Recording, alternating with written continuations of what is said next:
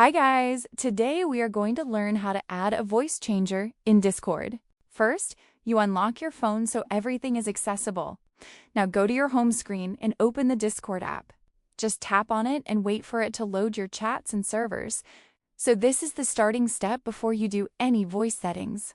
Once Discord opens, look at the bottom right side of your screen. You will see your profile icon there, so just tap on it. This will take you into your account settings section.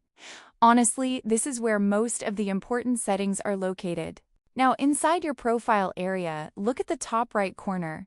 You will see a settings icon, gear icon. Just tap on it. This will open all Discord settings on your screen. So don't worry, you are now in the main control area. Now scroll down in the settings menu slowly. You will find an option called Voice or Voice and Video. Tap on it to open voice-related settings. This is where you can adjust how your microphone works. Inside voice settings, look for input mode. Select voice activity so Discord can detect your voice automatically. This helps your mic stay active when you speak. So basically, it makes voice chatting smooth and easy. Now here's an important point. Discord does not directly change voice. So you need to download a third-party voice changer app from App Store. After installing, connect it with Discord as your input device.